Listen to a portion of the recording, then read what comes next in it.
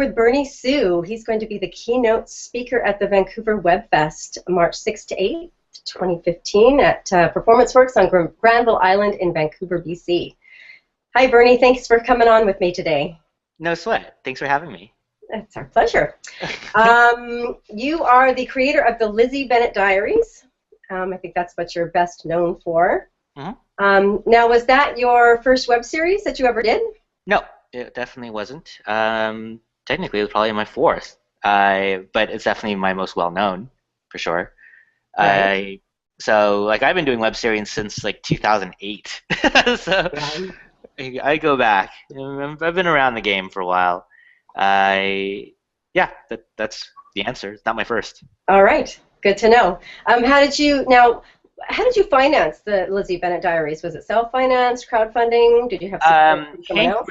Hank Green, my partner in the project and also co-founder of the company that we do Lizzie Bennet under, Pemberley Digital, he financed the first 24 episodes of Lizzie Bennet Diaries by himself. And then 24 episodes is only like 1/5 or like one of the content. So we had to find financing other ways. We were able to make the show cheap enough and had enough views so that AdSense actually was able to support it, just keep it afloat. But then, we wanted to pay people better. The show was a hit, so the rest of the show was financed primarily through a company called Deca, which is now called Kin Community, KIN, which is where the offices of where I am right now. Notice the logo. So King Community is our minority investor in the company, and they financed both Lizzie Bennet Diaries and Emma Approved. Good to know. I know Canada has government funding, and I think some of the European countries do as well. What are the other options for people, specifically in the States? Because I don't think there's a lot of government funding for this sort of thing in the States. I haven't heard of any, because if there really is, then I would love to know about it. Financing in the States is really coming down to three things. Number one, you self-finance. Number two, you crowdsource finance. And number three, you find some independent private party to finance it for you. Typically, this is like studio model, whether it be a traditional studio or a multi-channel network or one of the digital studios that they're all producing content now. So those are really your three options right now. And if there are more, I would love to hear about them. But that's really it at this moment. Okay, great. Now, Lizzie, did you have a master plan for all of the different content in the Lizzie Bennet Diaries, or did it sort of evolve as you went along? We had a plan, and it evolved. So I think with a show like Lizzie, it's known for a lot for its interactivity, its kind of flowing fluidity, and how it was able to react to audiences and turn on a dime and so forth. We had the plan, and the plan was we're doing Pride and Prejudice, and that book hasn't changed in 200 years. So we knew we were doing that story. We knew the skeletal structure of our narrative, and we were able to kind of evolve the narrative to fit modern times, and we are known for doing things like Q&A videos with the characters speaking in character to the fans, and people talking to the fans on Twitter and bringing content in, stuff like that. So we had the Grand Master Plan, but it was certainly not a fixed Grand Master Plan. It was an evolving beast, and a lot of things we kind of discovered as we went. I think there's plenty of examples of this. We certainly didn't know we were going to spin off all these characters into their own sub-series as we did. Lizzie Bennet Diaries, the show, the main show is 100 episodes. We did 10 Q&A videos for Lizzie, it's 110, and we did 50 other videos from other characters in the show, so we totaled 160 videos. It's crazy. It's crazy. It's a lot of content, but I think that's kind of key, is content. It is a lot of content. Lizzie Bennet Diaries, the series itself, ran for 51 weeks. 52 weeks, 51 weeks. So 1 year. And we never went a week without releasing at least 2 videos. Wow. And there were weeks where we released 6. Those were hard. Now, how big a part did the individual characters' social media accounts play in the success, and how did you manage them? Did they do it themselves, or did you have a team to manage that? You're talking about the actors, or you're talking about the characters? Well, was there a difference? Well, actors play characters. Actors Right. aren't But characters. did they have separate social media accounts, both the Yeah. actors and the characters, and did they all, both as the actor and the character, interact with the audience? All right. So first question, the characters and the actors' accounts. The actors play the characters on the show. The actors do not control the characters' social accounts. The actors have their own social accounts that they are totally able. They're their own people. They can say what they want. It's a free country. We're in a free society. So if they promote the show, great, good for them. If they don't, well, maybe they're busy or whatever. The reasons. And they can respond to the fans as themselves, as any actor in any show today. The characters themselves, we made characters there were 13 characters that appeared on Lizzie Bennet Diaries and one cat. And all 13 characters and the cat had Twitter accounts at the very least. And many of those characters had many other social accounts like Pinterest and Facebook and Tumblr and all these other things. So those were all controlled by the interactive team, which consisted of myself, a brilliant gentleman named Jay Bushman, and a brilliant lady named Alexandra Edwards. All three of us have Emmy trophies from the Emmy. And we were supported by the writing team, which was 4 or 5 other people: Kate Rourke, Margaret Dunlap, Rachel Kiley, and Ann Toole, and of course Hank Green himself. So 5 people. And so we kind of all took pieces of it together. It was primarily the 3 of us at the top who were doing the interactive.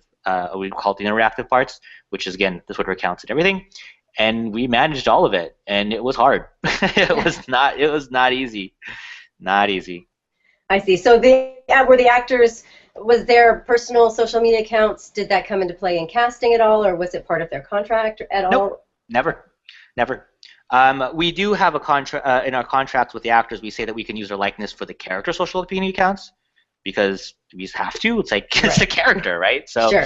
But they're not obligated to control that stuff. And none of them do. I don't think we've ever had any character ever tweet as the actor tweet as the character. It's always been controlled by basically the writing team, because the writers really are the ones who are crafting the narrative, and the actors come in later and they're collaborating with the writers, sure, but you don't really need them at that point. You may need them if you want to do, like, we're going to do a photo, they're going to tweet a photo, then you can do something like message the actor and say, hey, I need a photo of you going thumbs up, right, and just send that to me when you get a chance, and they click it over and bam, now it's part of the story.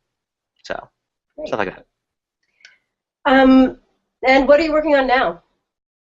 What can I say? Well, Pemberley, the company, is releasing the series The March Family Letters, which is a Canadian production funded by the IPF, and it's an adaptation of Little Women that we are not producing, so we do not control the creative. We guide it sometimes.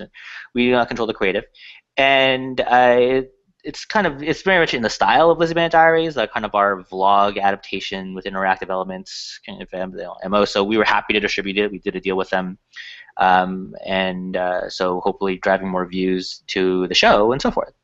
So that's what Pemberley is doing right now, and that's the only thing that's really active. We are in the business of, well, actually, that's entirely true. We're in the business of creating franchises. So Lizzie Bennet Diaries was a series and became a DVD, and it became a book. And we're doing another book, which is called The Epic Adventures of Lydia Bennet, which is on the little sister character, which is following the first book we did, which is called The Secret Diary of Lizzie Bennet, which was kind of a parallel story with the series. And so that book, the second book, comes out, I believe, in the fall. We don't have an exact date announced. And you can pre-order it at all major booksellers right now. Indigo, I assume, as well. So, yes, thank you. And then our 2 franchises that are most known for, Frankenstein MD and Emma Approved, are still developing continual content to expand those universes. Nothing we can really mention at the moment because nothing's really set. And then I myself are frequently in the creation of shows space. So I'm working on several other shows now, just personally, that are at different places. It's very exciting. I like to say that. I know you You go to a lot of festivals and speak at a lot of festivals. What do you enjoy most about the festivals and going to Um, them? well, I love traveling. That's a kind of a hokey answer. Yep, you're ringing. No. It's the house phone. That's all right. It'll stop in a second. Okay. Should I stop talking and wait for it to be finished? Hmm.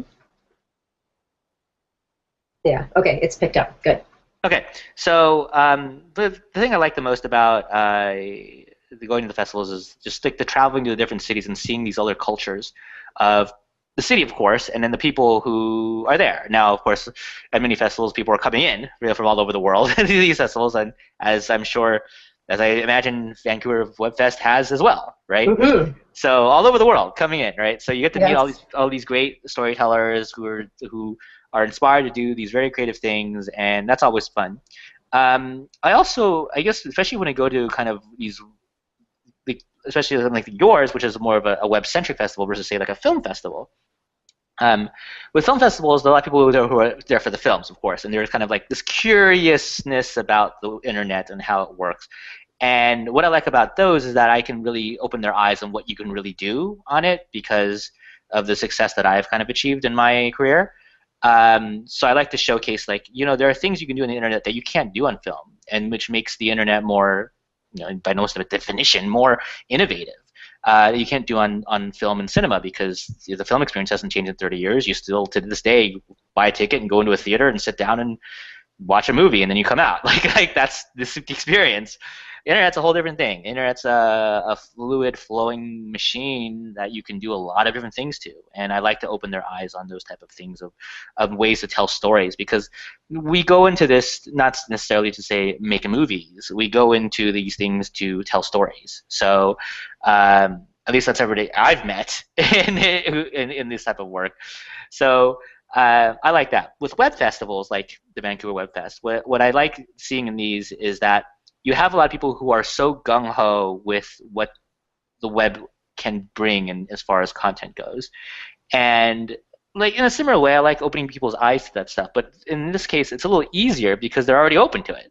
They're already looking on the internet. They're already looking at what can you do, and I love just pushing their thinking. Like when I get to speak at these things, I like to try to open their minds and like, don't think of it as just video content or just a story. That's great. That's great. There's nothing wrong with that stuff.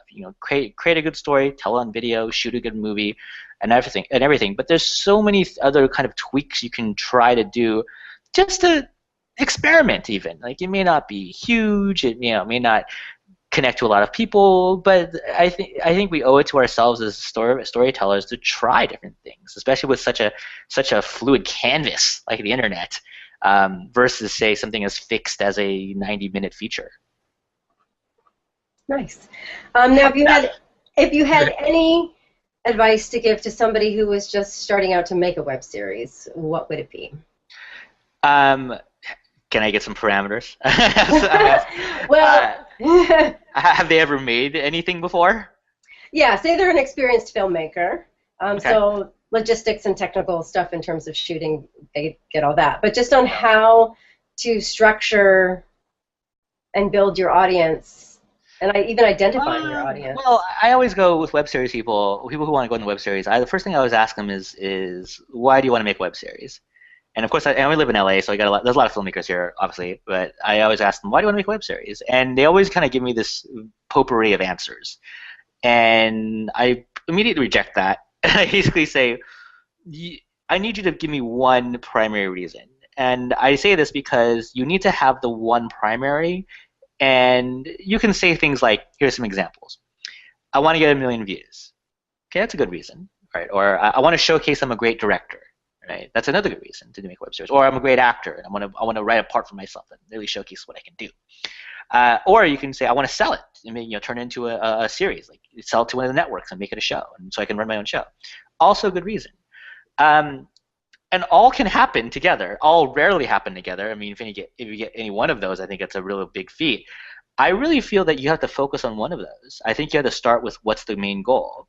If you're doing the show because you're an actor that wants to showcase that you're a great actor and you're making a role for yourself, then everything else doesn't matter. The million views doesn't really matter. The selling the show to a network, that's gravy, but it really doesn't matter. What really matters is showcasing that you're a great actor. Okay, you are bringing up audience, so let's focus on that. You want to get a million views, or you want to get a big audience to the show.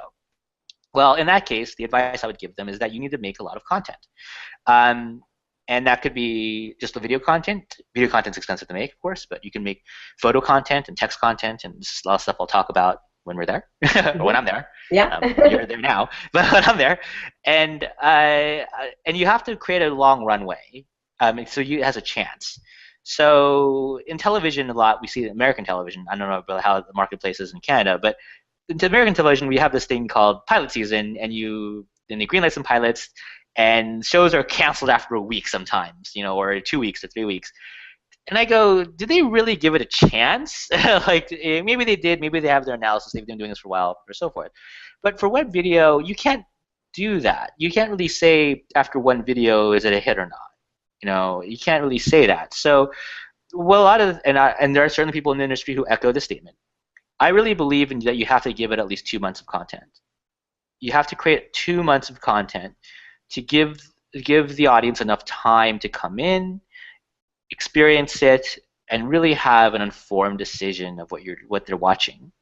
And I say this with Lizzie Bennet Diaries in mind because Lizzie Bennet Diaries, when it launched episode 1, we almost purposely didn't do any press because we didn't want everybody to come in episode 1, watch episode 1, judge it, and determine if the show is good or not.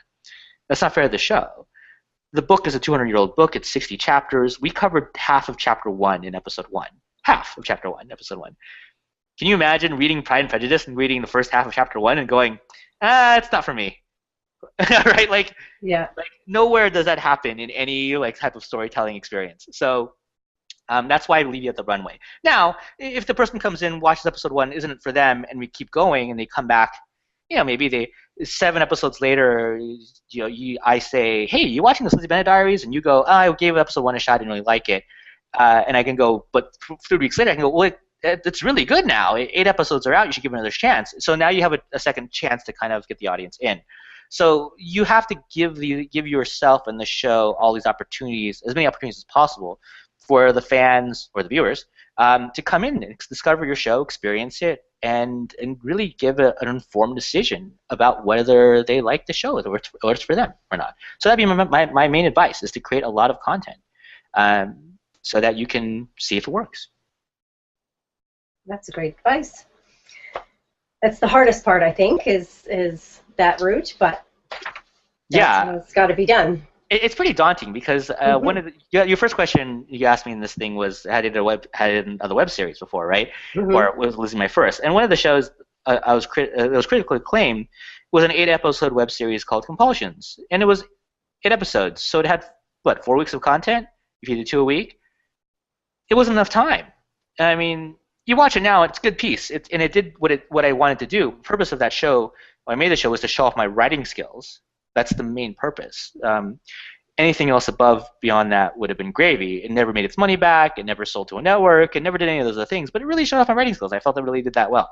So it achieved its goal, but it didn't have enough content created to build a runway where it can really get people into a story. So if you watch the show now, you almost feel like you got half a story. You didn't really get a complete show, and that's its flaw.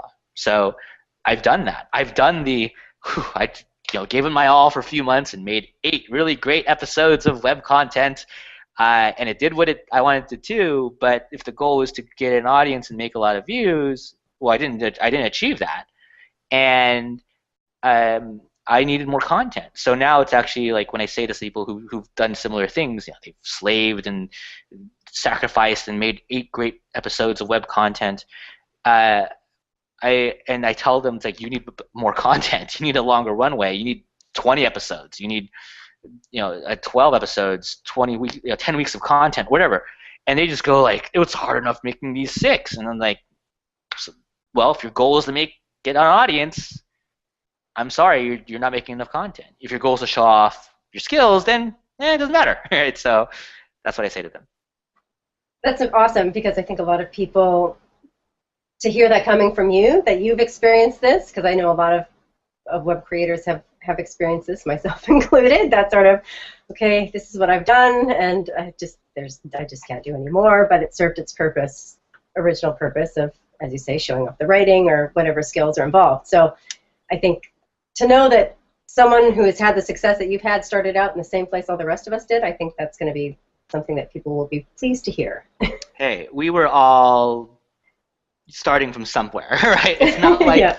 I woke up, coming out of school or something, and like, I'm going to make Lizzie Bennet Diaries, and I know exactly what I'm going to do, and it's going to be great. That's a total lie. I mean, come on.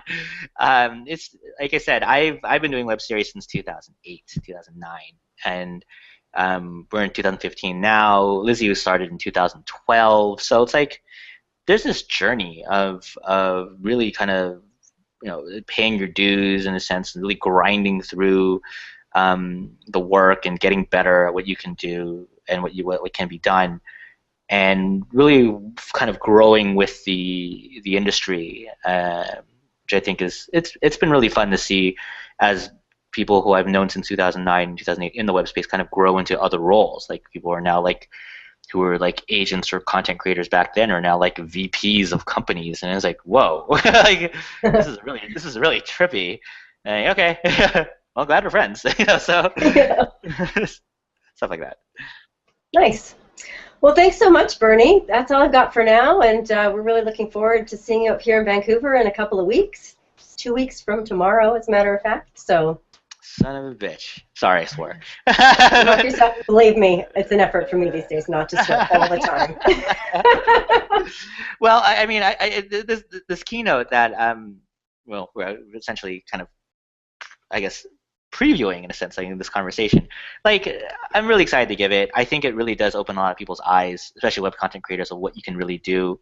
I've done it. I've done various versions of this across the world, and I'm going to be doing this, very obviously a very kind of curated one for the audience, so for the Web Fest, to really showcase what Lizzie did, how it did it, and then what Emma did and how it did it as well. And if people go, well, Emma Proof didn't do as well as Lizzie Bennet Diaries did, and it's like I'd argue for doing a couple of things. Emma Proof didn't try to do things that Lizzie Bennet Diaries did. Emma Proof tried to do other things that Lizzie Bennet Diaries never did, not because it couldn't, because we didn't think about them at the time.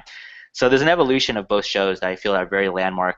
We'll call them methods in storytelling in their own ways, and so I like to bring that out and showcase it to content creators, because I want to see not just I want to see us succeed, of course, but I want to see other people do great things. For example, there's that show Carmilla, that's another Canadian show, by the way, out of Canada, also very Lizzie Bennet Diaries-esque, and from my observations, it's doing great. Like, its views are super high. They got a second season order with their sponsor. What else could you ask for? That's awesome. And we have nothing to do with it. Like, it's so cool to see that happen. That they were inspired by Lizzie Bennet Diaries, kind of something very, not say it's kind of, it's cut from a similar cloth. I think it's fair to say, and they really killed it in their own way. So I think that's really awesome. So if we can do more stuff like that, we can get content creators like the ones who are coming to the Vancouver Web Fest to be able to do things like, these are things that we almost take for granted. The ability to like pay yourself to do your shows, the ability to pay rent by doing your shows. I feel that's a win for everybody. For sure. I think that's really just what everybody wants. They just want to make a living doing their shows.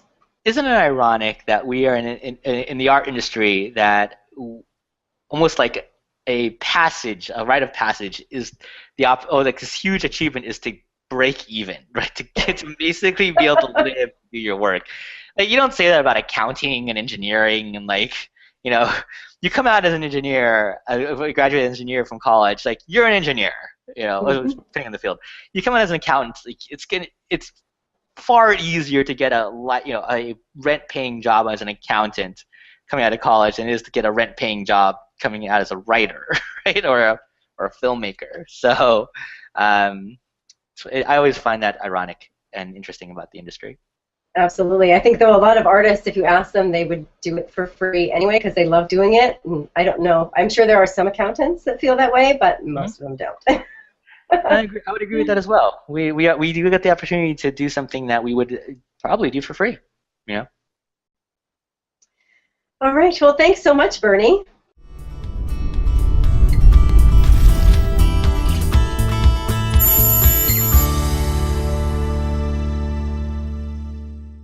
Hi, I'm Bernie Sue. I created Lizzie Bennet